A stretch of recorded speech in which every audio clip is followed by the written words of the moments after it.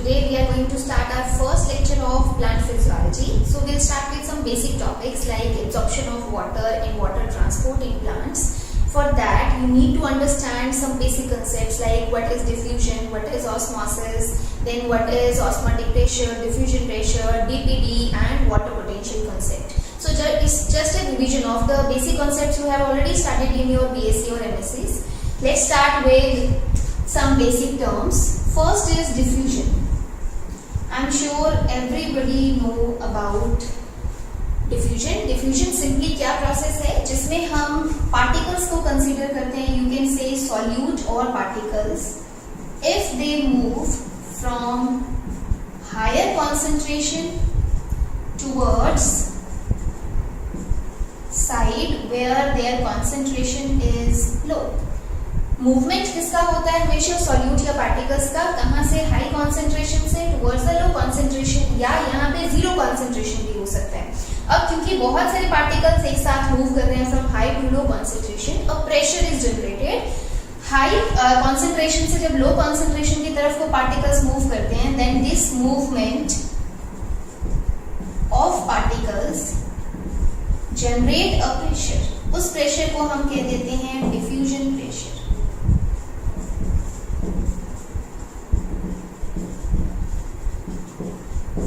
Alright, so basic process हम क्या study कर रहे हैं, डिफ्यूजन. डिफ्यूजन में ये याद रखना है कि मूवमेंट हमेशा सॉल्यूट पार्टिकल्स का होगा. कहां से होगा, from high concentration to the low concentration. और जब वो मूवमेंट शो करेंगे हाई टू लो कॉन्सेंट्रेशन तो एक प्रेशर जनरेट होगा जिसे हम कह देंगे डिफ्यूजन प्रेशर. ओके, अब सिमिलरली हम टर्म एक और पढ़ते हैं. एक और कॉन्सेप्ट है ऑस्मोसिस. वेरी सिंपल, और हम बहुत बार ऑस्मोसिस पढ़ चुके हैं अपनी पहले की क्लासेस में, जिसमें हम क्या स्टडी करते हैं. ऑस्मोसिस तभी होता है जब सेपरेशन जो है वो एक सेमी परमिएबल मेम्ब्रेन से किया जाता है. तो यहाँ हम एक सिस्टम शो कर रहे हैं वेयर टू सॉल्यूशंस, और we can say pure solvent and solution are separated by a semi-permeable membrane. So osmosis का कंसेप्ट हम तब पढ़ सकते हैं जब आपके पास सेमी परमेबल मेम्ब्रेन दिया हो. डिफ्यूजन में आपको किसी मेम्ब्रेन की जरूरत नहीं है. They can easily move from one side to the other side. Depend ये करता है कि हाई कॉन्सेंट्रेशन टू लो हमेशा मूवमेंट होता है. अब क्योंकि हमेशा हाई टू लो मूव किया जा रहा है तो समटाइम्स इसके लिए आप एक और वर्ड यूज कर सकते हो. हम कह सकते हैं down the concentration gradient.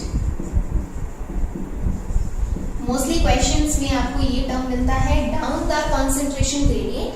Down the concentration gradient क्या होता है, ग्रेडियंट हम तब कहते हैं जब आपके पास किसी एक चीज की जो कॉन्सेंट्रेशन है वो वेरी कर रही है from one place to another, तो ग्रेडियंट वर्ड हमने यूज कर लिया. और जब भी हम कहते हैं डाउन द कॉन्सेंट्रेशन ग्रेडियंट, इसका मतलब वो ग्रेडियंट के अकॉर्डिंग मूव कर रहा है, और ग्रेडियंट के अकॉर्डिंग क्या है, हाई टू लो मूव कर रहा है. अगर ऑपोजिट होता है तो हम यूज करते हैं अगेंस्ट द कॉन्सेंट्रेशन ग्रेडियंट. यहाँ कॉन्सेंट्रेशन ग्रेडियंट क्या है, एक तरफ हाई कॉन्सेंट्रेशन होगा एक तरफ लो, और मूवमेंट इस तरह से होगा हाई टू लो, तो हमने टर्म यूज कर दिया down the concentration gradient. Now in osmosis, अगर सपोज हमें सिचुएशन ये दिया है that a pure solvent is separated from the solution bye a semi permeable membrane.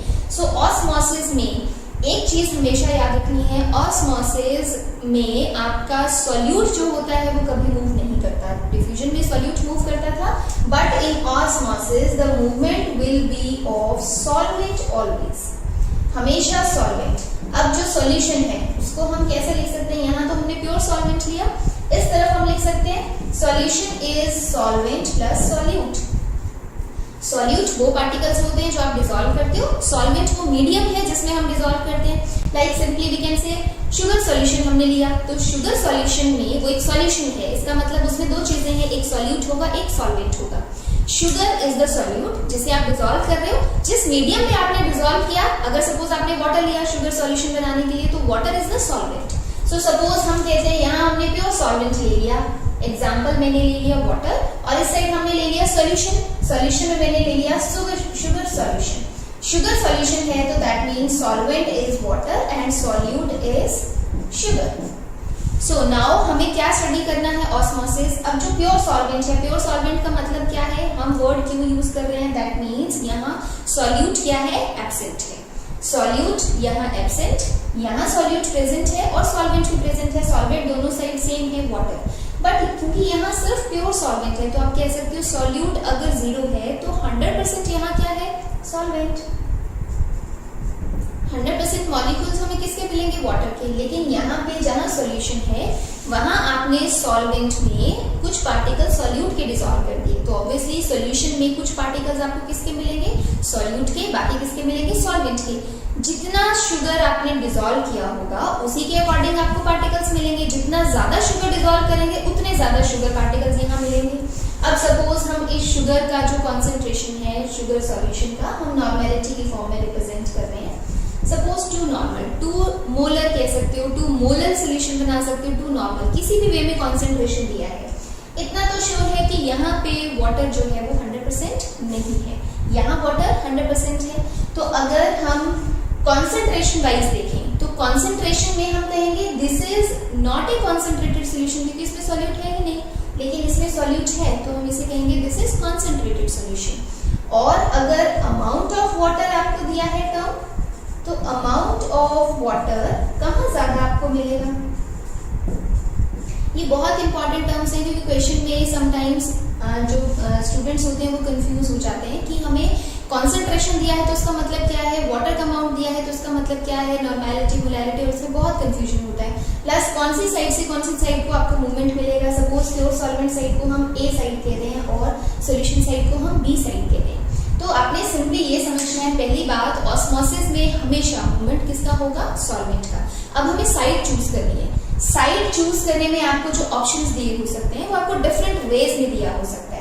Option में वो आपको ये दे सकता है कि pure solvent to solution side होगा या solution to pure solvent side होगा।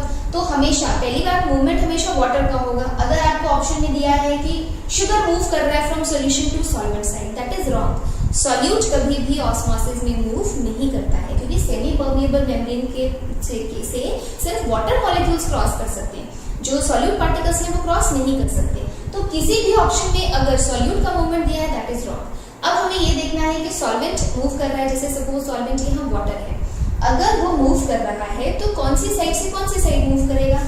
हमें अगर क्वेश्चन या ऑप्शन में हमें अमाउंट ऑफ वाटर के टर्म्स में दिया है तो अमाउंट ऑफ वाटर यहाँ भी है, अमाउंट ऑफ वाटर यहाँ भी है, बट क्योंकि हमने यहाँ कहा प्योर सॉल्वेंट है तो हमें पता है 100% यहाँ वाटर है, यहाँ 90% भी हो सकता है, 95 भी हो सकता है, 80 भी हो सकता है, 85 भी हो सकता है, लेकिन इतना श्योर है कि 100 से कम है क्योंकि आपने यहाँ पे शुगर डिसॉल्व किया है। सो जहाँ पे अमाउंट ऑफ वाटर हाई होता है, यहाँ वाटर इसलिए क्योंकि सॉल्वेंट वाटर लिया, लेकिन अदरवाइज आप ऐसे लिख सकते हो जहाँ भी अमाउंट ऑफ सॉल्वेंट ज्यादा होता है, हाई अमाउंट होता है, उससे वो उस तरफ को मूव करता है जहां amount of solvent is low.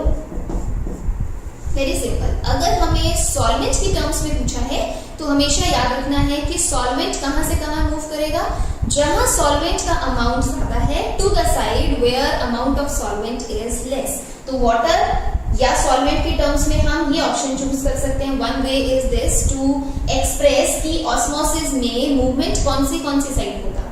So movement हमेशा सॉल्वेंट का होगा, कौन सी साइड से, जहां उसका अमाउंट हाई है, to the side where its amount is low. दूसरा वे क्या है, हो सकता है वो आपको वाटर की टर्म्स में या सॉल्वेंट की टर्म्स में ना पूछे, वो सिंपली आपको क्योंकि हमें दिया है सॉल्वेंट एंड सोल्यूशन तो वो इस वे में पूछ सकता है सॉल्वेंट टू सोल्यूशन होगा या सोल्यूशन टू सॉल्वेंट। हमने पहले ही कहा जहां सॉल्वेंट का अमाउंट ज्यादा है, सॉल्वेंट का अमाउंट ज्यादा कहाँ है, जहां प्योर सॉल्वेंट साइड है, हम मान रहे हैं 100% वाटर है, 100% सॉल्वेंट है, यहाँ पे सॉल्वेंट का अमाउंट कम होगा, तो हम इसको इस तरह से भी लिख सकते हैं मूवमेंट ऑफ वाटर कहाँ से होगा, from the solvent side to the solution side. ठीक है। थर्ड वे हम ये भी कह सकते हैं क्योंकि सॉल्वेंट में सिर्फ सॉल्वेंट साइड है, सिर्फ सॉल्वेंट ही उसमें प्रेजेंट है, कोई सॉल्यूट नहीं है, हम इसको डाइल्यूटेड फॉर्म मान सकते हैं और वहां आप शुगर ऐड करते जा रहे हो तो उसको हम एक कॉन्सेंट्रेटेड कह सकते हैं। तो समटाइम्स इस तरह से भी दिया हो सकता है from the diluted side to the concentrated side. ये चीज हमेशा याद रखनी है कि कॉन्सेंट्रेटेड साइड हमेशा हम सोल्यूशन के लिए टर्म यूज कर सकते हैं क्योंकि हमें कॉन्सेंट्रेशन गिवन होगा। आप नॉर्मेलिटी, मोलैरिटी किसी वे में भी एक्सप्रेस कर सकते हो, कितने ग्राम डिसॉल्व है वाटर में, सॉल्वेंट में, वो भी आपको दिया हो सकता है। तो हम ऑस्मोसिस में मूवमेंट अभी हमने 3 वे से लिखा। अब सपोज हमें जो ऑस्मोसिस में दो साइड्स दिए हैं, सपोज उसमें एक साइड प्योर सॉल्वेंट नहीं है, सपोज हमें दिया है यहाँ भी सॉल्यूशन है, ठीक है। अगर सपोज यहाँ भी सॉल्यूशन है, if two solutions are separated by a semi permeable membrane then also you can say osmosis होगा, ऑस्मोसिस में मूवमेंट होगा सॉल्वेंट का, बट कौन सी साइड से कौन सी साइड, अब हमें ये देखना है। अगर हमें सॉल्यूशन दिया है तो ऑब्वियसली इनमें से कोई एक सॉल्यूशन जो होगा वो डाइल्यूट होगा और एक जो होगा कॉन्सेंट्रेटेड होगा। अब सॉल्यूशन कहा है तो दैट मीन्स यहाँ भी सॉल्यूट है और सॉल्वेंट है, सो हम यहाँ 100% सॉल्वेंट है ये नहीं कह सकते, सॉल्वेंट यहाँ भी है सॉल्वेंट यहाँ भी है। अब डिपेंड करता है कॉन्सेंट्रेशन पे, सपोज हमने यहाँ 2 नॉर्मल कहा, यहाँ मैं कहती हूँ 1 नॉर्मल है, तो इससे हमें पता चल रहा है कि ऑब्वियसली यहाँ अमाउंट ऑफ सॉल्यूट कम है, जहां अमाउंट ऑफ सॉल्यूट कम होगा वहां सॉल्वेंट के मॉलिक्यूल ज्यादा होंगे, जहां अमाउंट ऑफ सॉल्यूट ज्यादा होगा वहां सॉल्वेंट के मॉलिक्यूल्स कम हो जाएंगे। तो आपके पास अब हम नॉर्मेलिटी के बेसिस पे या कॉन्सेंट्रेशन के बेसिस पे कह सकते हैं, क्योंकि इसका कॉन्सेंट्रेशन ज्यादा है तो मैं इसको कॉन्सेंट्रेटेड सॉल्यूशन कहूंगी, और जिसका कॉन्सेंट्रेशन कम है उसे हम कंपैरेटिवली इसके कंपैरिजन में क्या कह सकते हैं, डाइल्यूटेड। अदरवाइज प्योर सॉल्वेंट जब हमने लिया था तो कोई भी सॉल्यूशन था उसको मैं कॉन्सेंट्रेटेड कह सकती थी in comparison to pure solvent. हमेशा हम डाइल्यूटेड है या कॉन्सेंट्रेटेड है वो हमेशा कंपैरिजन में कह सकते हैं, क्योंकि 1 नॉर्मल डाइल्यूटेड हो सकता है इसकी कंपैरिजन में, बट अगर मैं आपको सॉल्यूशन कोई 5 नॉर्मल दे देती हूँ तो 5 नॉर्मल के कंपैरिजन में तो 1 नॉर्मल कॉन्सेंट्रेटेड हो गया। सो हमें जो डाइल्यूटेड और कॉन्सेंट्रेटेड है वो टर्म्स रिलेटिव होती है, मीन्स आप हमेशा कंपैरिजन में कहोगे। अभी जो मैंने आपको दिया है दैट इज 1 नॉर्मल और 2 normal solution separated by a semi permeable membrane. तो अगेन हम अगर सॉल्यूशन फॉर्म में लिखना है, सॉल्यूशन अगर हमें दिए हैं 2 और हमें ऑप्शंस में गिवन है तो हम इसे कैसे एक्सप्रेस करेंगे, we will say movement of solvent होगा तो मूवमेंट ऑफ सॉल्वेंट ही, movement of solvent from I can say less concentrated solution more concentrated solution।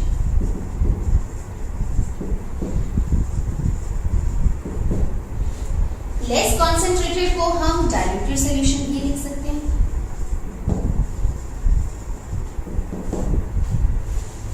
So question में आपको इस तरह से भी दिया जा सकता है, क्योंकि ए साइड हमारे पास लेस कॉन्सेंट्रेटेड है तो हम सिंपली कह सकते हैं ऑस्मोसिस में जो मूवमेंट ऑफ वाटर है that is from A side to B side, water और सॉल्वेंट जो भी आपको गिवन होगा that will be from A side to B side, less concentrated solution to more concentrated solution, highly concentrated solution आप word use करते हैं। अगर solvent और सॉल्यूशन दिया तो आप कह सकते हो सॉल्वेंट साइड से सॉल्यूशन साइड। तो ये सिंपल ऑस्मोसिस का कंसेप्ट है। लाइक डिफ्यूजन हमने पढ़ा था, डिफ्यूजन प्रेशर, जब डिफ्यूजिंग पार्टिकल्स मूव करते हैं तो प्रेशर जनरेट होता है, उसे हम कहते हैं डिफ्यूजन प्रेशर। ऑस्मोसिस में हम टर्म पढ़ते हैं osmotic pressure. So osmotic pressure हम कैसे एक्सप्लेन करेंगे, again this is due to solution, या हम कह सकते हैं this is due to solutes. जितने ज्यादा सॉल्यूट्स हम ऐड करते जाएंगे सॉल्यूशन में उतना ही उसका ऑस्मोटिक प्रेशर बढ़ता जाएगा। तो हम इसको इस वे में लिख सकते हैं that osmotic pressure is directly proportional to concentration of solutes. That means आप जितना ज्यादा सॉल्यूट ऐड करोगे उतना ही ज्यादा उसका ऑस्मोटिक प्रेशर होगा। लाइक अगर 1 नॉर्मल 2 नॉर्मल सॉल्यूशन हमें दिया है तो हमें पता है 2 नॉर्मल में शुगर ज्यादा है या 2 नॉर्मल में सॉल्यूट ज्यादा है, तो दैट मीन्स 2 नॉर्मल सॉल्यूशन का जो ऑस्मोटिक प्रेशर होगा that will B high. Osmotic pressure जो है वो किसकी वजह से है, सॉल्यूट्स की वजह से है, बट ऑस्मोसिस में जो मूवमेंट है वो किसकी है, दैट इज ऑफ सॉल्वेंट। सो ये हमारा 2 कंसेप्ट हमने कर लिए, one is diffusion, second is osmosis. Diffusion process में कौन सा प्रेशर क्रिएट होता है, diffusion pressure. Likewise osmosis process में कौन सा प्रेशर क्रिएट होता है, ऑस्मोटिक प्रेशर। डिफरेंस डिफ्यूजन और ऑस्मोसिस में सबसे मेजर डिफरेंस क्या है, डिफ्यूजन में कोई भी सेमी परमेबल मेम्ब्रेन नहीं होता, बट ऑस्मोसिस में हमेशा जो सॉल्यूशंस होते हैं या 2 साइड्स होती हैं they are always separated by a semi permeable membrane. Next term is turbo pressure, short form में हम इसे रिप्रेजेंट करते हैं टीपी। एंड टर्बो प्रेशर कब डेवलप होता है, सपोज हमने एक सोल्यूशन लिया और सोल्यूशन में हमने एक सेल इमर्स कर दिया, तो ऑब्वियसली सेल का जो सैप होता है that is comparatively concentrated. Solution हमने ले लिया है जो उसके कंपैरिजन में, सैप के कंपैरिजन में इसकी कॉन्सेंट्रेशन लेस है। तो सेल के अंदर का जो कंटेंट है उसको हम वर्ड सैप यूज कर रहे हैं, जो भी कंटेंट है। जब हम पानी बाहर जो सोल्यूशन लिया है वो लेस कॉन्सेंट्रेटेड है, तो ऑब्वियसली ऑस्मोसिस के कंसेप्ट के अकॉर्डिंग मूवमेंट सॉल्वेंट का होगा। सपोज हमने बाहर सोल्यूशन में वाटर ले रखा है, तो water will move into the cell, क्योंकि बाहर जो कॉन्सेंट्रेशन है वो कम है और अंदर से आपकी कॉन्सेंट्रेशन हाई। कॉन्सेंट्रेशन हाई को हम ये भी कह सकते हैं inside the cell osmotic pressure is high. Obviously osmotic pressure कहाँ हाई होगा, जहां पे कॉन्सेंट्रेशन हाई होगा। तो अब जो वाटर का मूवमेंट है वो हमने ऐसे शो किया। सो जब भी एक सेल में वाटर की एंट्री होती है, कुछ अमाउंट ऑलरेडी प्रेजेंट होगा, लेकिन due to high osmotic pressure अगर उसमें वाटर की एंट्री या सॉल्वेंट की एंट्री होती है, तो क्या होगा, धीरे धीरे जो सेल कंटेंट है दैट विल स्टार्ट इंक्रीजिंग, मतलब उसका जो कंटेंट है उसमें डिसॉल्व होता जाएगा वाटर की वजह से। जो भी अंदर का कंटेंट है that will create a pressure on the cell membrane. Water इसमें गेन होता जाएगा, तो हम एक और वर्ड यूज करते हैं। अभी सेल, जब सेल के अंदर वाटर का अमाउंट बहुत कम है, वाटर अमाउंट इज लेस, और we can say water is absent. Complete zero तो आप नहीं कहोगे किसी सेल के अंदर वाटर जीरो होगा, लेकिन हाँ अगर बहुत कम अमाउंट है, नेग्लिजिबल जिसे आप कहते हो, तो हम उस सेल को टर्म देते हैं that is flaccid cell. Flaccid cell, अब आपको ये टर्म्स याद रखनी है क्योंकि क्वेश्चन में अगर आपको दिया है सिंपली उसने कहा एक फ्लैसिड सेल इज टेकन, तो यू शुड नो कि फ्लैसिड सेल का मतलब क्या है। फ्लैसिड सेल का मतलब हम ये ले रहे हैं कि जिसमें वाटर जो है नेग्लिजिबल है, ये बहुत ही कम है, आप इसको कंपैरेबल टू जीरो मान सकते हैं, ठीक है।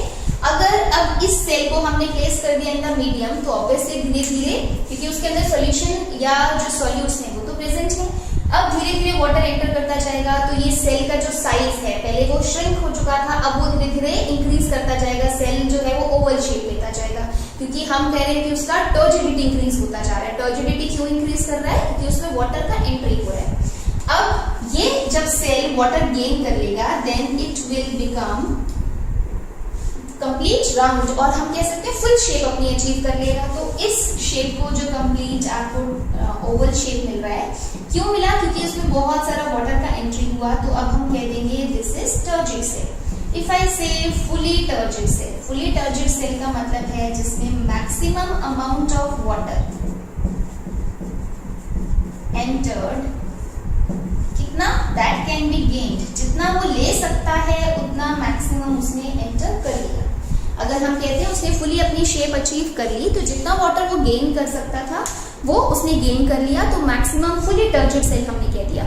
फुली टर्जिड सेल वो होता है जिसमें मैक्सिमम अमाउंट ऑफ वाटर है, फ्लैसिड सेल वो है जिसमें मिनिमम अमाउंट ऑफ वाटर है, ऑलमोस्ट हम जीरो कह सकते हैं। तो अब हमने दो टर्म्स यूज कर ली, दैट मीन्स इस सेल को हमने यहाँ रखा, तो अगर वाटर उसके अंदर एंटर होता जा रहा है तो धीरे धीरे वो टर्जिड होता जा रहा है। Due to entry of water I can say turgidity increases, ठीक है। बेसिकली हम यही देख रहे हैं कि जो सेल है वो टर्जिड होता जा रहा है, it will achieve its maximum shape. So हम कहेंगे जैसे जैसे वाटर एंट्री होती जाएगी into the cell, the turgidity increases. तो फ्लैसिड से वो क्या बन जाएगा, अब टर्जिड सेल बन जाएगा, ठीक है। एक बात ये हो गया। अब जो वाटर उसमें एंटर होता जा रहा है तो सैप उसमें डिसॉल्व होता जा रहा है, सेल कंटेंट जो है that will create a pressure on the cell membrane. So due to entry of water into the cell content, क्योंकि पहले सॉल्यूट्स कम थे तो वो सेल के सेंटर में प्रेजेंट हो सकते थे, उनका कोई अपना प्रेशर नहीं था, लेकिन जैसे जैसे उसमें वाटर ऐड होता जाएगा एक सॉल्यूशन बनता जाएगा, और उस सॉल्यूशन का प्रेशर क्रिएट होगा किस पे, मेम्ब्रेन पे। Cell content will create pressure on the cell membrane, ठीक है। Cell will increase in size, हम ये भी कह सकते हैं।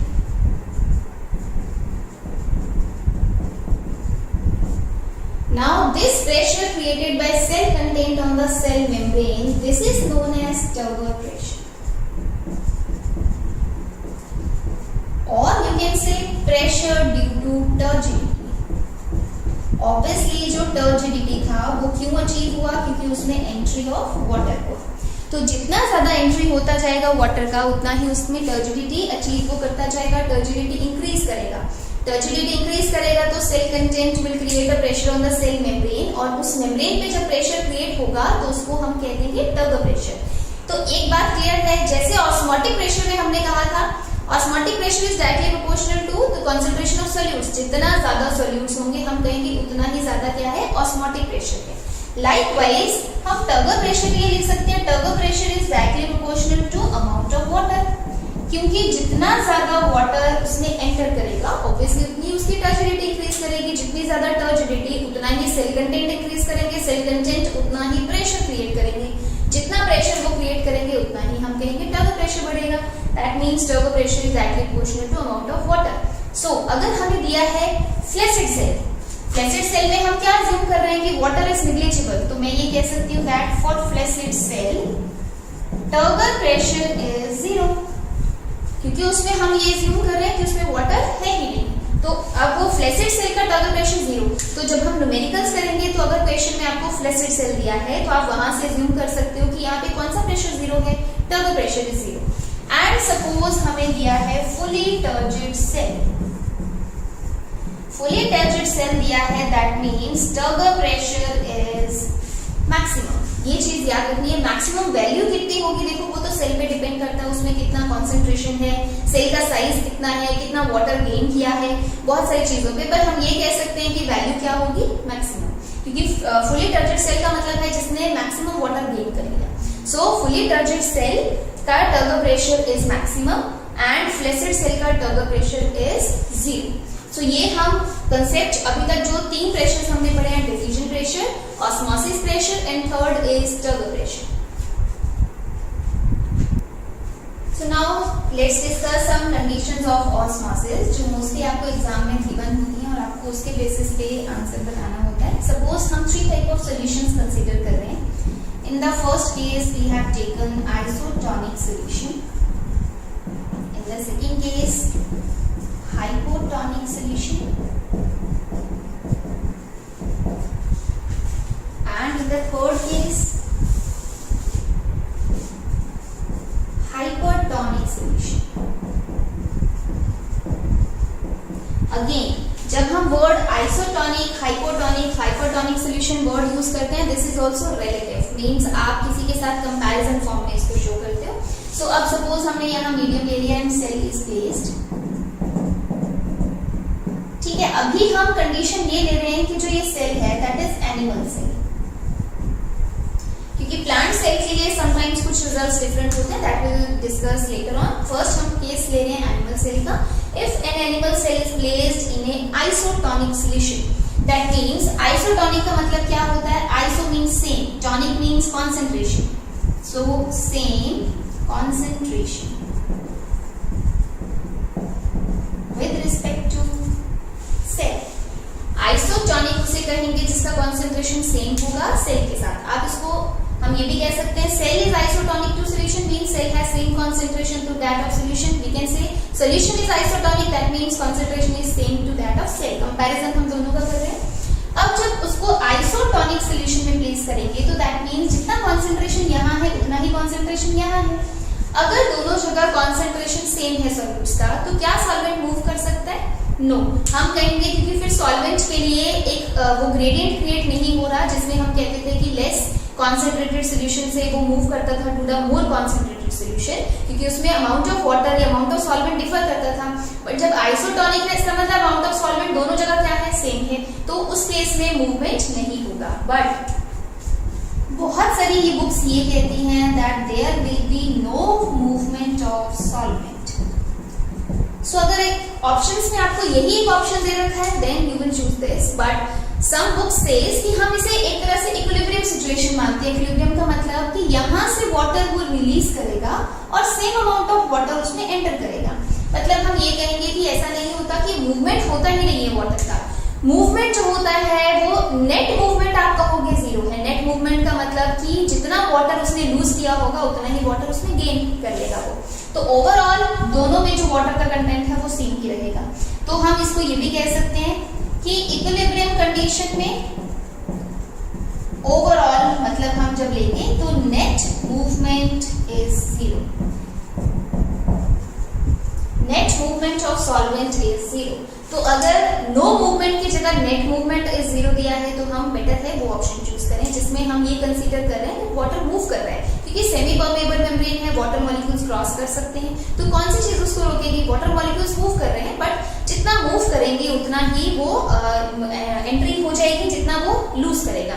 तो एक तरह से बैलेंस जो है वो बना रहेगा। और नेट मूवमेंट हम कहेंगे 0, मतलब ओवरऑल मैं ये नहीं कह सकती कि एक्स्ट्रा 2 मॉलिक्यूल्स बाहर आए या एक्स्ट्रा 2 मॉलिक्यूल्स सेल के अंदर मूव किए। तो नेट मूवमेंट इस केस में क्या कहेंगे? 0।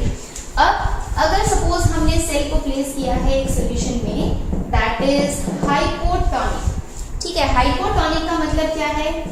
सॉल्यूशन इज लेस कॉन्सेंट्रेटेड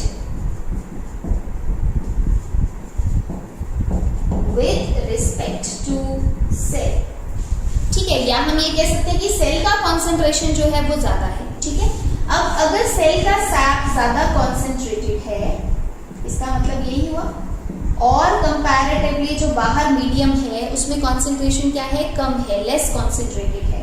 तो क्या होगा? जो वाटर या सॉल्वेंट है that will move from less concentrated side to the more concentrated side. इसका मतलब जब हम हाइपोटोनिक सॉल्यूशन में प्लेस करेंगे किसी सेल को तो obviously movement of water into the cell होगा, क्योंकि अमाउंट ऑफ वाटर बाहर ज्यादा है, या कहोगे अमाउंट ऑफ सॉल्वेंट यहाँ ज्यादा है, अमाउंट ऑफ सॉल्वेंट यहाँ कम है, सॉल्यूट का कंसंट्रेशन यहाँ कम है, सॉल्यूट का कंसंट्रेशन वहाँ ज्यादा है। और हम कह सकते हैं this cell is concentrated and this solution is less concentrated. तो मूवमेंट हमेशा from the medium to the cell, इस तरह से मूवमेंट होगा।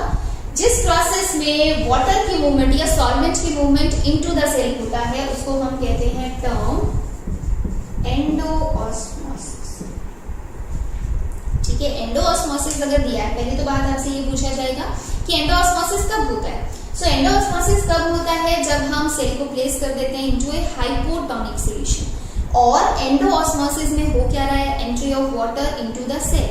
ऑब्वियसली जब entry of water into the cell होगा तो क्वेश्चन में आपको टर्जिडिटी की टर्म्स में भी पूछा जा सकता है।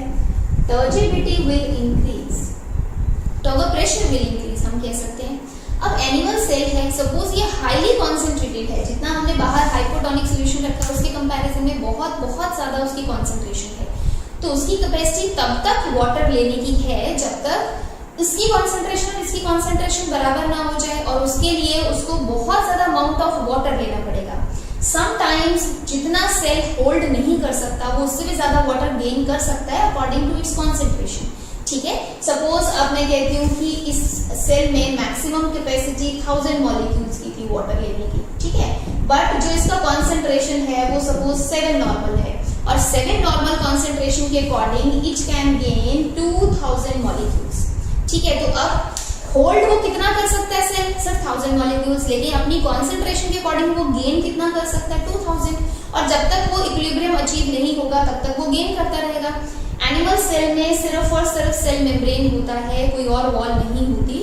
तो समटाइम्स अगर आप उसको बहुत ही डाइल्यूटेड सॉल्यूशन में रख दोगे, हाइपोटोनिक मींस कॉन्सेंट्रेशन डिफरेंस अगर बहुत ज्यादा होगा, जितनी उसकी कैपेसिटी है होल्ड करने की उससे भी ज्यादा अगर वो गेन कर सकता है तो वो गेन करता जाता है। और एक टाइम ऐसा भी आ सकता है that this animal cell can burst, ठीक है। तो हमारे पास रिजल्ट्स दो होते हैं ऑप्शन में। जब भी आपको हाइपोटोनिक सॉल्यूशन दिया है और हम मान रहे हैं प्रोसेस कौन सा चल रहा है? एंडोऑस्मोसिस, तो दो चीजें हो सकती हैं। या तो आपको आंसर में दिया होगा कि एंडोऑस्मोसिस हो रहा है, cell will become turgid, turgidity increase करेगा या टर्बो प्रेशर इंक्रीज करेगा, इस तरह से आपको ऑप्शन दिए होंगे। या फिर वो ये भी दे सकता है कि एनिमल सेल जो है अगर उसको बहुत ही डाइल्यूटेड सॉल्यूशन में रख दोगे या प्लेन वाटर में रख दोगे तो क्या होगा? दैट कैन बर्स्ट, क्योंकि वो बहुत ज्यादा वाटर क्या कर सकता है? गेन, ठीक है। इस प्रोसेस को हमने कह दिया एंडोऑस्मोसिस, और हम कह रहे हैं हाइपोटोनिक सॉल्यूशन में हमने रखा था। थर्ड केस हमने क्या लिया? Hypertonic solution. हाइपरटोनिक सॉल्यूशन का मतलब क्या होता है? solution is more concentrated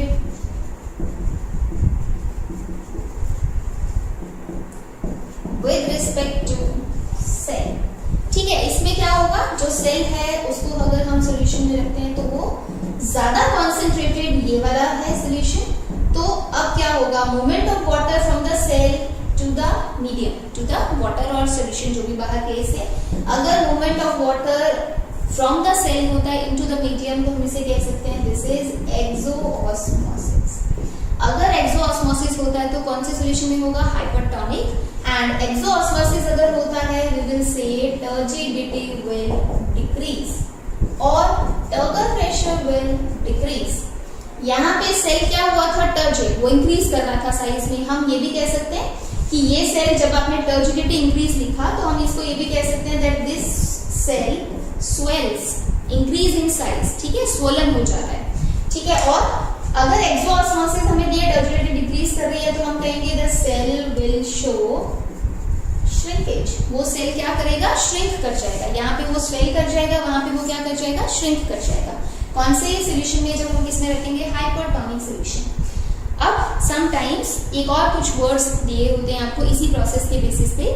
जब भी सेल वाटर लूज करता है और श्रिंकेज होता है, कब, जब हम उसको कौन से सोल्यूशन में रखेंगे, हाइपरटोनिक सोल्यूशन में। तो इसके लिए एक और वर्ड यूज किया गया है, इसको हम प्लाज्मोलाइसिस भी कहते हैं।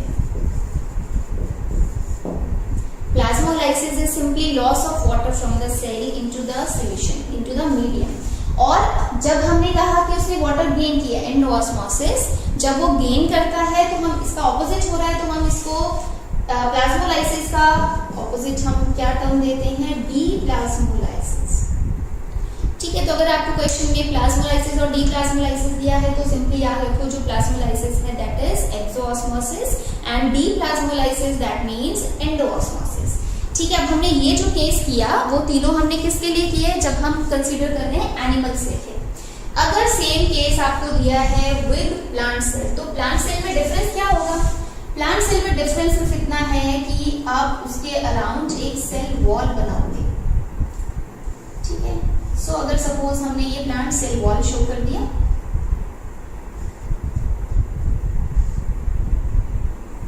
सो आइसोटोनिक सोल्यूशन में प्लांट सेल वॉल अगर प्रेजेंट भी है या प्लांट सेल भी प्रेजेंट है कोई डिफरेंस नहीं है, क्योंकि जितना अमाउंट ऑफ वाटर एंटर किया उतना ही बाहर वो रिलीज कर देगा।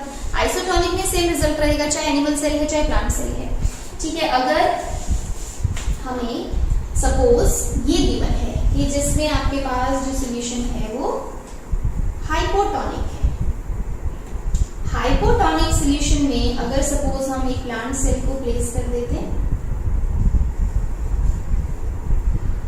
तो अगेन प्रोसेस तो आपके पास कौन सी होगी, एंडोऑस्मोसिस। तो ये सेल जो होगा दैट विल गेन वाटर, सब कुछ सेम है, सिर्फ डिफरेंस क्या है कि एनिमल सेल जो है अगर एक्स्ट्रा अमाउंट ऑफ वाटर लेता है तो वो आगे बर्स्ट कर सकता है, मतलब वो स्टॉप नहीं कर सकता कितना वाटर लेना है। लेकिन ये जो प्लांट सेल होता है ये उतना ही वाटर गेन कर सकता है जब तक ये जो सेल मेम्ब्रेन है that presses against the cell wall. मतलब अगर सपोज ये प्लांट सेल पहले ऐसा था, ठीक है, उसका सेल कंटेंट अंदर ऐसा था, सेल मेम्ब्रेन ऐसी थी, अब ये वाटर गेन कर रहा है तो अभी यहाँ पे बहुत स्पेस था बचा हुआ, ठीक है, वो अभी साइज इंक्रीज कर सकता था, लेकिन अब उसने मैक्सिमम वाटर गेन कर लिया मीडियम से और अब ये इतना पहुंच गया, तो जिसमें हम देख रहे हैं कि सेल मेम्ब्रेन बिल्कुल against the cell wall press कर रही है, ठीक है। तो वो उतना ही इंक्रीज कर सकता है, जो सेल वॉल है that prevent cell from bursting. So बाकी सारा कंसेप्ट सेम रहेगा, सिर्फ इतना डिफरेंस है कि अगर आपको एनिमल सेल दिया है तो आप एंडोऑस्मोसिस, टर्जिडिटी और बर्स्टिंग ये तीनों ऑप्शन में से चूज कर सकते हो जो भी गिवन है। बट अगर आपको प्लांट सेल दिया है तो उसमें जस्ट आपने एंडोऑस्मोसिस और इंक्रीज इन टर्जिडिटी लेना है। मैक्सिमम फुली टर्जिड सेल बन सकता है बट इस केस में हमें बर्स्टिंग नहीं मिलेगा क्योंकि सेल वॉल जो है that will protect from bursting, ठीक है। और अगर एक्सोऑस्मोसिस हो जाता है तो सेम आपके पास वही है, सेल श्रिंक कर जाएगा, उसमें भी कोई डिफरेंस नहीं है। जो डिफरेंस आता है वो सिर्फ एंडोऑस्मोसिस में आता है। एंड अब हम थोड़ा सा प्लाज्मोलाइसिस का कंसेप्ट करेंगे in with respect to plant cell. So अगर प्लाज्मोलाइसिस, डीप्लाज्मोलाइसिस हमें प्लांट सेल के रिस्पेक्ट में दिया है तो कुछ और टर्म्स होती हैं इससे related. Okay, so suppose we are given a plant cell और हम उसे एक मीडियम में प्लेस करते हैं, हमें डिफरेंट स्टेजेस बता रही हूँ। सपोज पहले प्लांट सेल जो था उसमें जो सेल कंटेंट है वो इस तरह से प्रेजेंट है, जैसे हमने पहले एंडोऑस्मोसिस का कंसेप्ट किया। एंड अब सपोज जो कंटेंट है वो इंक्रीज कर रहा है, वो इतना इंक्रीज कर गया। नाउ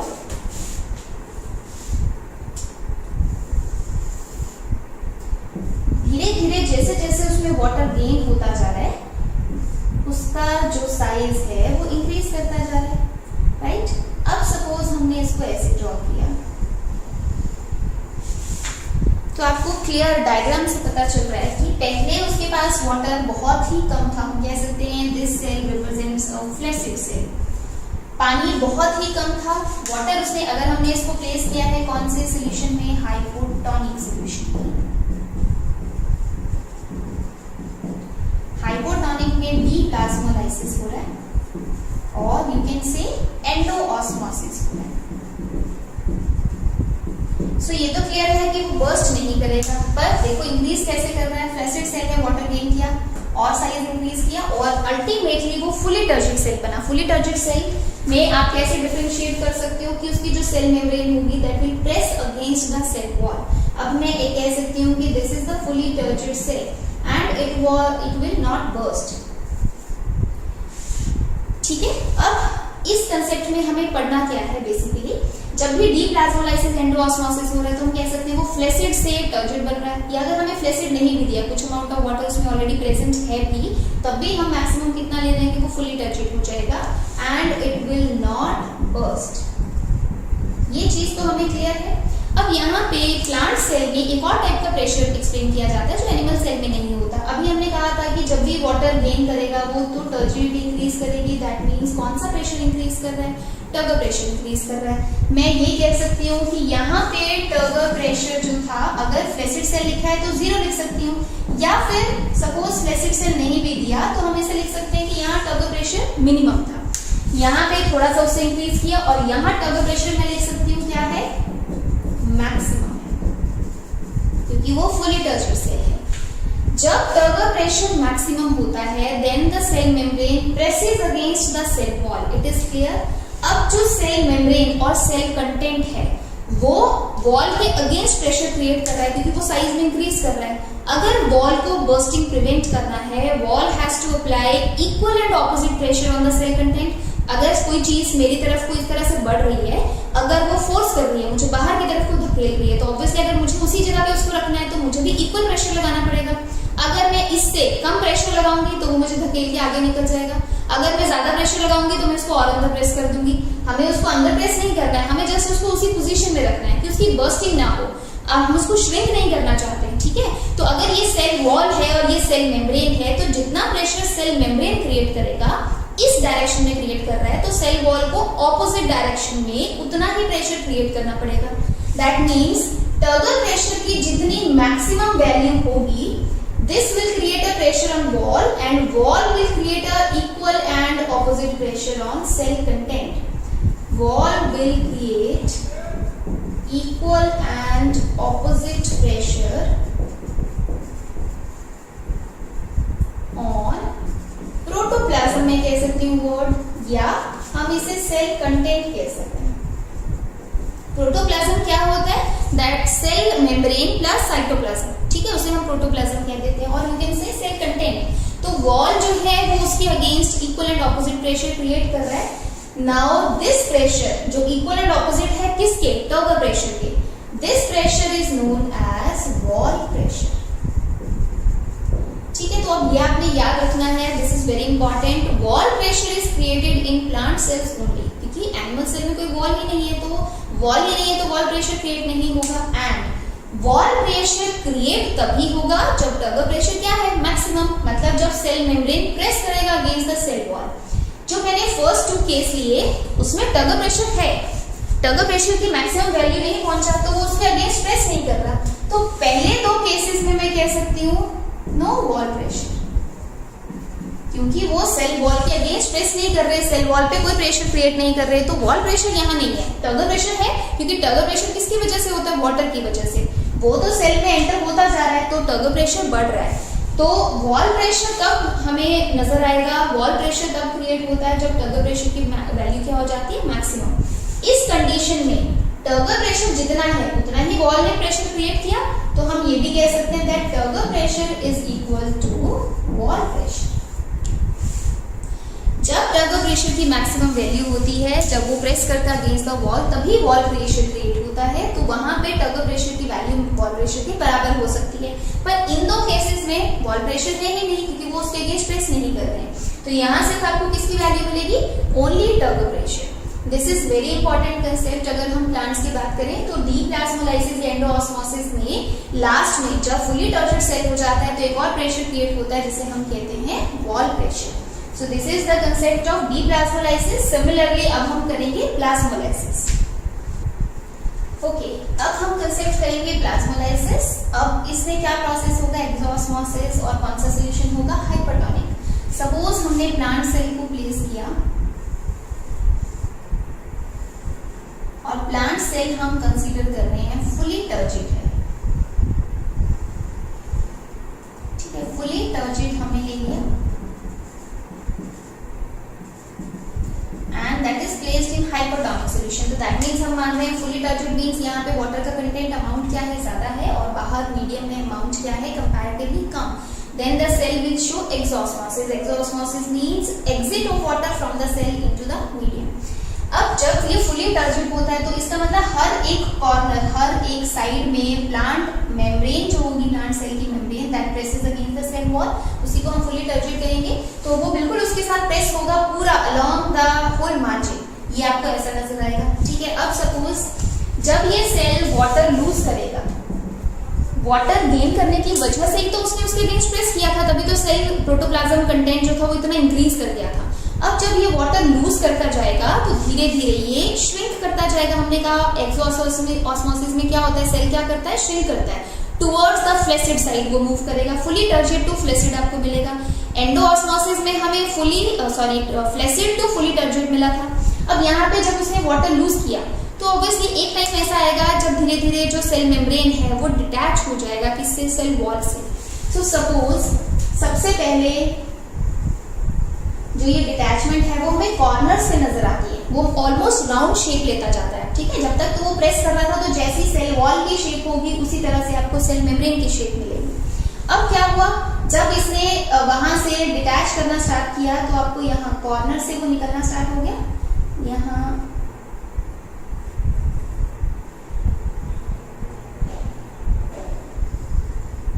ऑलमोस्ट आपको राउंड शेप नजर आने स्टार्ट हो जाएगी, ठीक है। अब क्या है, आपको कुछ जो साइड्स हैं वहां तो अभी भी शायद फुली आपको प्रेस करता हुआ नजर आ रहा है ये, लेकिन जो कॉर्नर्स हैं, जो यहाँ ये जो मार्जिन से इनके कॉर्नर से वो डिटैच कर गया, यहाँ से जगह ज्यादा बनना स्टार्ट हो गई। जब ऐसी कंडीशन होती है जब हम कहेंगे that protoplasm detaches from corners। अभी तक इतना ही वाटर लॉस हुआ कि उसका थोड़ा सा साइज कम हो रहा है और सिर्फ कॉर्नर से उसने इसको डिटैच किया, इसको रहेगा तो प्लाज्मोलाइसिस। इसे हम डिफरेंशिएट करने के लिए कहते हैं दिस इज इंसिपिएंट प्लाज्मोलाइसिस, ठीक है। जब एक्सोऑस्मोसिस हो रहा है और अब प्रोटोप्लाज्म धीरे धीरे श्रिंक करता जा रहा है, साइज उसका कम हो रहा है, कम होने के लिए अभी हमने सिर्फ क्या चेंज नजर आया, पहले वो फुली वॉल के साथ प्रेस कर रहा था लेकिन अब कॉर्नर से उसके डिटैच होना स्टार्ट हो गई, तो उसको हमने टर्म दे दिया इंसिपिएंट प्लाज्मोलाइसिस, ठीक है। अब सपोज और ज्यादा इसमें लॉस होता जा रहा है पानी का, तो धीरे धीरे ये और श्रिंक करता जाएगा। अब हमारे पास जो स्टेज आई, सेल वॉल की शेप याद रखना हमेशा वैसी ही रहेगी, जैसा आपने पहले बनाया वैसा ही आपने बनाना है, लेकिन जो प्रोटोप्लाज्म है उसका शेप चेंज होता जाएगा। अब सपोज वो सभी जगह से डिटैच कर गया, कहीं भी वॉल के टच में नहीं है, ठीक है। Protoplasm detaches from cell wall completely, या you can say from all sides, उसने डिटैच कर लिया, तो इसे हम टर्म दे देते हैं एविडेंट प्लाज्मोलाइसिस। एविडेंट मतलब जो अब एविडेंस बेस्ड, आपको देखने से ही पता चल रहा है कि वो सेल वॉल के साथ कोई कांटेक्ट नहीं रहा, मतलब वो काफी ज्यादा अमाउंट उसका जो है वाटर का लूज कर चुका है, वो श्रिंक कर रहा है, ठीक है। ये सब प्लाज्मोलाइसिस क्यों चल रहा है, क्योंकि वाटर का लॉस हो रहा है। और अल्टीमेटली हमें एक, अगर अभी भी प्लाज्मोलाइसिस चलता रहा तो हमें एक ऐसा अल्टीमेटली सेल मिलेगा जिसमें हम कहेंगे शायद टोटल लॉस ऑफ वाटर हो चुका है, या यू कैन से जिसमें मैक्सिमम जितना वो लूज कर सकता था उसने कर दिया। और अब प्रोटोप्लाज्म कहाँ प्रेजेंट है, protoplasm is present in the centre of cell,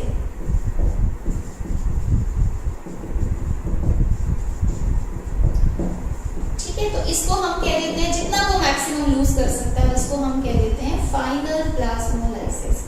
final plasmolysis में कितना वो सेंटर में प्रेजेंट होगा, कितना श्रिंक हो चुका होगा, वो डिपेंड करेगा आपने कितने कॉन्सेंट्रेटेड मीडियम में उसको रखा है, सेल सैप के अंदर कितना कॉन्सेंट्रेशन था, उसके अंदर कितना वाटर था, तो ये वेरी कर सकता है। जस्ट आपको ये 3 टर्म्स ये बता रही है कि हम डिफरेंट स्टेजेस को नाम दे सकते हैं। प्लाज्मोलाइसिस तो है, लेकिन प्लाज्मोलाइसिस में भी जस्ट जब वो कॉर्नर से डिटैच होता है उसे हम इंसिपिएंट कह देंगे। इंसिपिएंट मतलब इनिशियल स्टेज है। जब वो पूरी तरह डिटैच हो जाएगा तब एविडेंट कह देंगे, अब भी उसमें वाटर है लेकिन सेल वॉल के अगेंस्ट वो प्रेस नहीं कर रहा है। और जब वो कंप्लीट वाटर लॉस हो जाता है, अभी भी शायद हो सकता है लास्ट स्टेज में भी उसके अंदर वाटर रह गया हो, लेकिन वो जितना लूज कर सकता था उसने उतना कर दिया, तो हमने टर्म दे दिया फाइनल प्लाज्मोलाइसिस। तो ये जिसमें एक्सोऑस्मोसिस हम पढ़ रहे हैं, in case of plant cell, वहां पे आपको प्लाज्मोलाइसिस भी 2-3 स्टेजेस में मिलता है। This is all about plasmolysis और एक्सोऑस्मोसिस इन प्लांट सेल। ठीक है, इसमें एक चीज और, जब हमने फुली टर्गोड प्लांट सेल बनाया, यहाँ पे हम कह सकते हैं टर्गो प्रेशर जो है वॉल प्रेशर के बराबर है।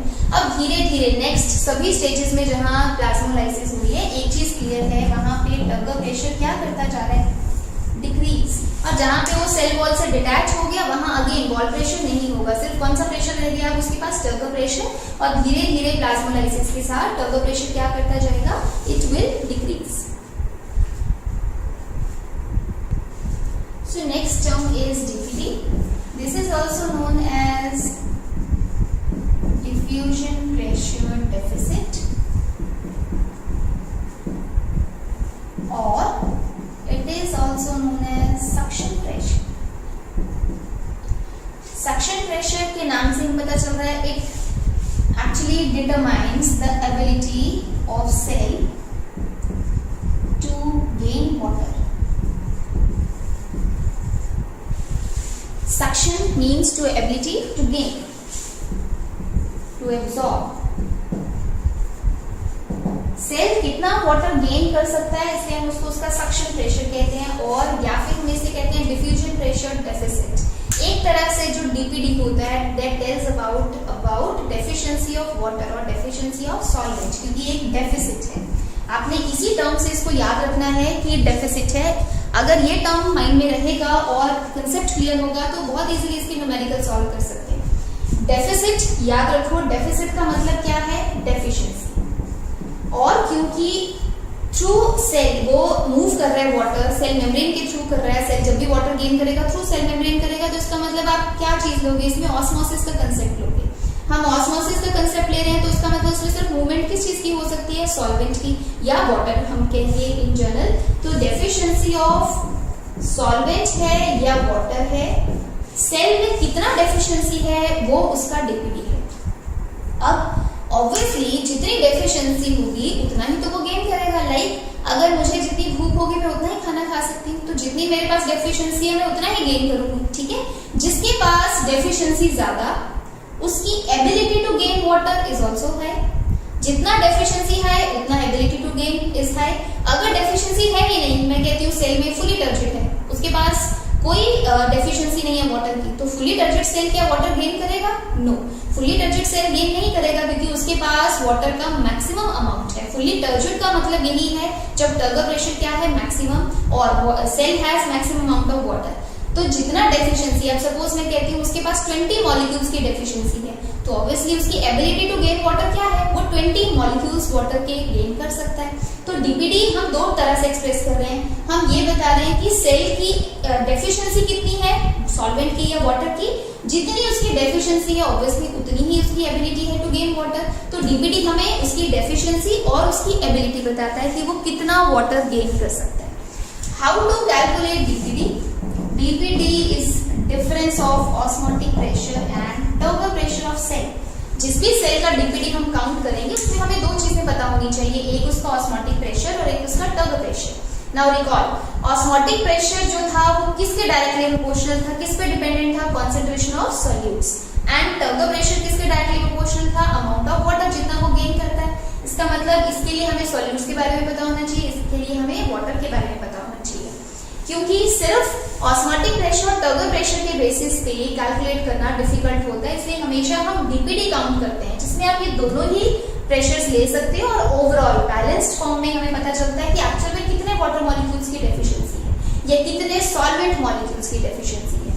अब इसको मैं ऐसे भी लिख सकती हूँ, अगर मुझे क्या दिया है प्लांट सेल और कंडीशन में क्या ले रही हूँ कि टर्गो प्रेशर जो है मैक्सिमम है, तभी हम क्या चीज ले सकते हैं वॉल प्रेशर। तो अगर हमें सपोज क्वेश्चन में टर्गो प्रेशर नहीं दिया और आपको दिया है कि फुली टर्गेड सेल है और उसका वॉल प्रेशर ये है, तो ऑब्वियसली हमें क्लियर है कि वॉल प्रेशर कब आपके पास आता है, जब हम कहते हैं टर्गो प्रेशर मैक्सिमम हो चुका है। तो जितना वॉल प्रेशर होगा उतना ही क्या होगा टर्गो प्रेशर।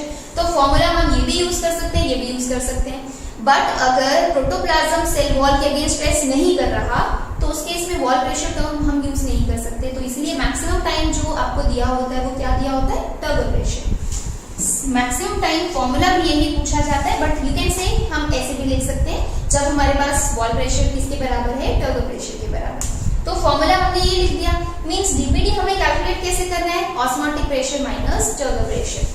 बहुत सिंपल वे में एक छोटा सा न्यूमेरिकल में आपको एक आइडिया देती हूँ कैसे आपको क्वेश्चन आता है। डीपीडी जो है वो एबिलिटी बता रहा है गेन करने की, इसका मतलब हमें ये भी पता होना चाहिए कि वाटर की मूवमेंट कहाँ से कहाँ है, डीपीडी हमें वो बताएगा। सो अगर सपोज मेरे पास सेल ए है और सेल बी है और मैं ये देख रही हूँ कि इनमें से कौन सा सेल जो है वो दूसरे सेल से वाटर गेन कर सकता है, तो उसके लिए मुझे डीपीडी की टर्म्स में बताना है। ठीक है, पहले मैंने आपको बताया डीपीडी क्या है, डेफिशिएंसी। इसका मतलब जिसकी डेफिशिएंसी ज्यादा होगी वही गेन करेगा। जितनी ज्यादा डीपीडी की वैल्यू आएगी उतनी ही डेफिशिएंसी होगी, जितनी डेफिशिएंसी होगी उतनी ही ability to gain water. So suppose मैंने आपको यहाँ दे दिया कि ऑस्मोटिक प्रेशर 30 है और टर्गो प्रेशर जो है वो 15 है। यहाँ ऑस्मोटिक प्रेशर 30 है लेकिन जो टर्गो प्रेशर है दैट इज 10। ठीक है, हमें ऑस्मोटिक प्रेशर भी गिवन है, टर्गो प्रेशर भी गिवन है, तो हम क्या कैलकुलेट करेंगे डीपीडी। ठीक है, अब डीपीडी अगर आप कैलकुलेट करते हो तो कैसे करेंगे, ओपी माइनस टीपी, 30 माइनस 15, इसका मतलब डीपीडी आपके पास कितना आ गया 15 और यहाँ डीपीडी कितना आ जाएगा 20। अब हमें डीपीडी की वैल्यू तो पता चल गई, क्वेश्चन में आपको ये बताना है कि कौन से सेल से मूवमेंट होगा वाटर का टू विच सेल। ठीक है, A to B, B to A, both movement हो सकता है या कोई भी मूवमेंट नहीं होगा अगर आपको 4 ऑप्शंस गिवन है। तो हमें डीपीडी की वैल्यूज के बेसिस पे बताना है। अब डीपीडी डेफिशिएंसी है तो जिसकी वैल्यू ज्यादा उसकी डेफिशिएंसी हाई, दैट मींस इस सेल में 15 मॉलिक्यूल्स की डेफिशिएंसी है लेकिन इस सेल में 20 मॉलिक्यूल्स की डेफिशिएंसी है, तो ऑब्वियसली ये वाटर इसको देगा, ये सेल गेन करेगा क्योंकि इसका डीपीडी हाई है, इसका डेफिशिएंसी हाई है, जिसका डेफिशिएंसी हाई है दैट विल गेन वाटर। तो ये इस सेल से वाटर गेन कर लेगा, दैट मींस मूवमेंट कहां से कहां हुआ A टू B। इसे हम ये कह सकते हैं कि मूवमेंट A टू B होगा। ठीक है, अब आपको यही कंसेप्ट रूट्स के केस में भी दिया हो सकता है। सपोज प्लांट रूट्स है और हमने कहा यहाँ सॉइल है, सॉइल का डीपीडी मैंने कह दिया लो है और रूट सेल जिसने पानी गेन करना है उसका डीपीडी हाई है। तो क्वेश्चन ये पूछा जा सकता है कि अगर ये कंडीशन है तो क्या एब्जॉर्प्शन ऑफ वाटर होगा, मतलब रूट सेल जो है वो वाटर गेन करेगा। अगर डीपीडी यहाँ लो है तो इसका मतलब सॉइल की डेफिशिएंसी कम है और रूट सेल का डीपीडी हाई है, तो इसका मतलब रूट सेल का डेफिशिएंसी हाई है। ऑब्वियसली जिसका डेफिशिएंसी हाई होता है वही वाटर गेन करता है, तो इसका मतलब यहाँ पे सॉइल से water into the cell move करेगा, दैट मींस हम यहाँ कहेंगे एब्जॉर्प्शन ऑफ वाटर होगा जब सॉइल का डीपीडी क्या है लो और रूट सेल्स का डीपीडी क्या है हाई। तो हम डीपीडी का कंसेप्ट हमने अंडरस्टैंडिंग के लिए किया, लेकिन अप्लाई हम उसको किस में करेंगे, एब्जॉर्प्शन ऑफ वाटर में। सो this is all about DPD. DPD just ये बता रहा है कि रूट्स या कोई और सेल जो है वो कितना वाटर गेन कर सकता है, कौन सा सेल वाटर गेन करेगा और कितना गेन कर सकता है, that is determined with the help of DPD. Next is the concept of water potential. Same जैसे हमने डीपीडी यूज किया टू डिटरमाइन कि कौन सा सेल मूव कर वाटर गेन करेगा और वाटर की मूवमेंट कहाँ से कहाँ है, इसी कॉन्सेप्ट को हम एक और टर्म्स में भी एक्सप्रेस करते हैं, वाटर पोटेंशियल। वाटर पोटेंशियल क्या है, it is chemical potential of water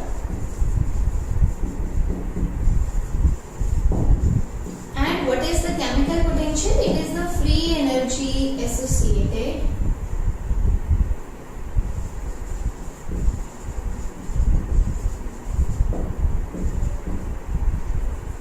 per mole of substance। जिस भी सब्सटेंस का हम केमिकल पोटेंशियल कैलकुलेट करते हैं तो उसमें फ्री एनर्जी कितनी एसोसिएटेड है उसके साथ, वो उसका केमिकल पोटेंशियल है। अब जब हम वाटर की बात करते हैं तो उसको हम वाटर पोटेंशियल से रिप्रेजेंट कर देते हैं। यूजुअली जो पोटेंशियल होता है वो साई से रिप्रेजेंट किया जाता है। अब क्योंकि हम वाटर पोटेंशियल कह रहे हैं तो इसको डिफरेंशिएट करने के लिए हम Sai W represents water potential. ठीक है, वाटर पोटेंशियल भी ये बताएगा हमें like BPD, movement of water और एबिलिटी टू गेन वाटर।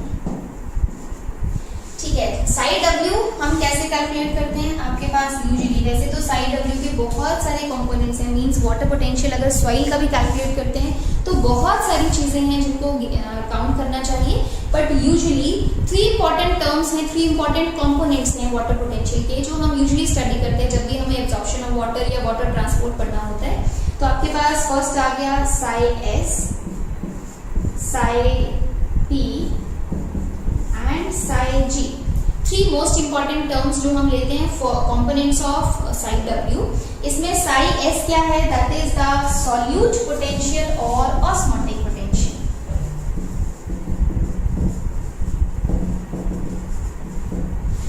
ठीक है, then psi P is pressure potential,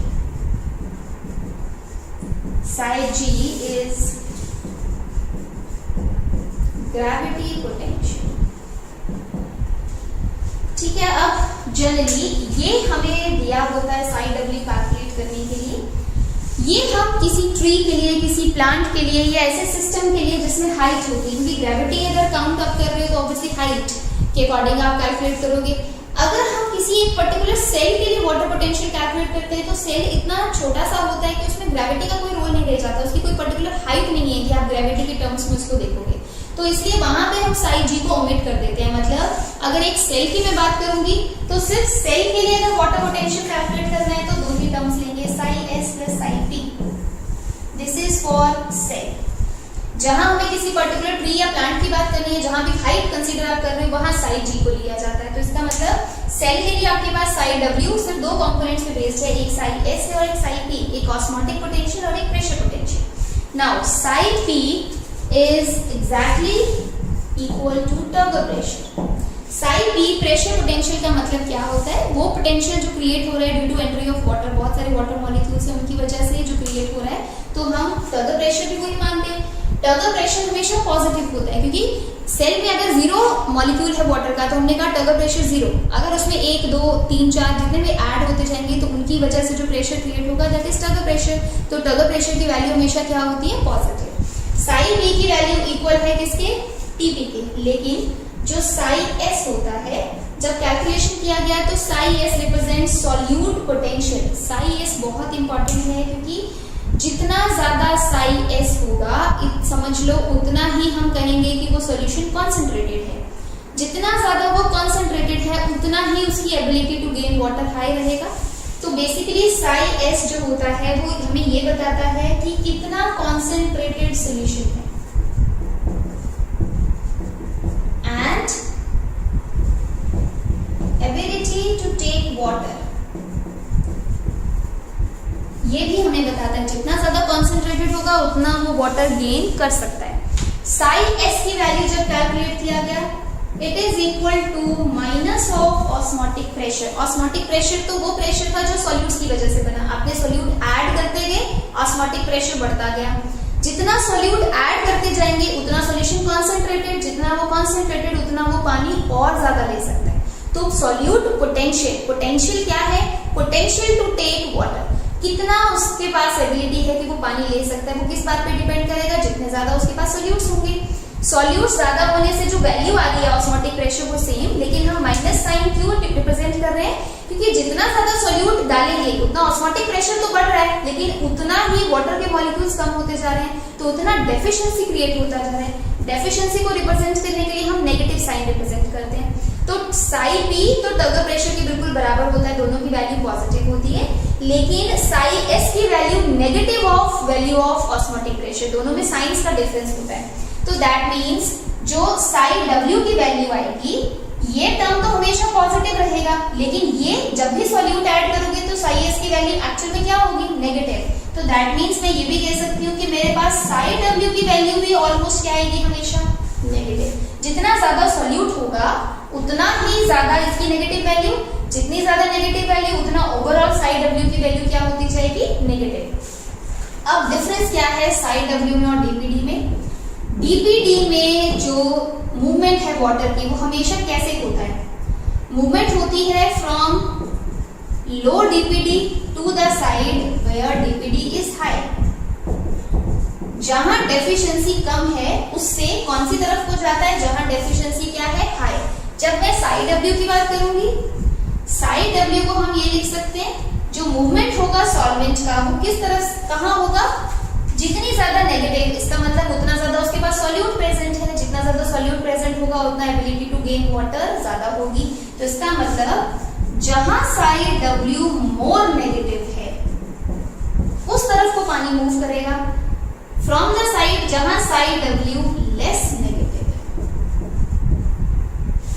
या जो चीज नेगेटिविटी में हम लेस लेते हैं, हम कहेंगे जहां साइड W की वैल्यू हायर है टू द साइड जहां साइड W की वैल्यू लोअर है। I think you all know कि अगर हमारे पास ये स्केल होता है जहां पे हम एक साइड पॉजिटिव लेते हैं, 0 1 2 3 पॉजिटिव साइड है, तो -1 -2 -3 नेगेटिव साइड है।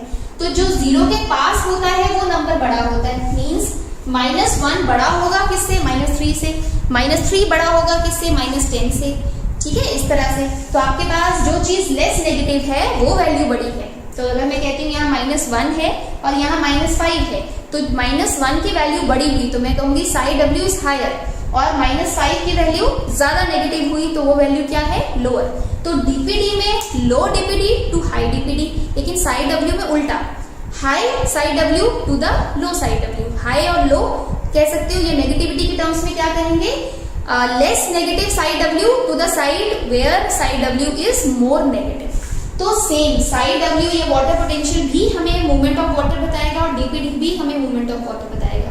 दोनों ही कंसेप्ट्स को हम अप्लाई करते हैं जब हम एब्जॉर्प्शन ऑफ वाटर पढ़ते हैं। सिर्फ इन केसेस में डिफरेंस क्या है, ऑस्मोटिक प्रेशर पॉजिटिव होता है लेकिन साई S की वैल्यू नेगेटिव होती है।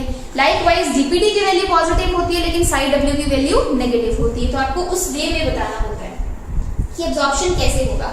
साई P और TP दोनों सेम है तो उसमें कोई चेंज नहीं है। ठीक है, this is all about water potential concept. Based on this concept and DPD concept अब हम नेक्स्ट करेंगे कि एब्जॉर्प्शन वाटर का कैसे होता है प्लांट्स में। तो क्वेश्चन में आपको इन टर्म्स ऑफ DPD भी पूछा जा सकता है, in terms of water potential भी पूछा जा सकता है। एंड समटाइम्स क्वेश्चन में बहुत छोटे छोटे न्यूमेरिकल्स आ जाते हैं जिसमें मूवमेंट ऑफ वाटर बताना होता है बेस्ड ऑन DPD और based on water potential. So next in the next topic, next class, we will study absorption of water based on these two concepts.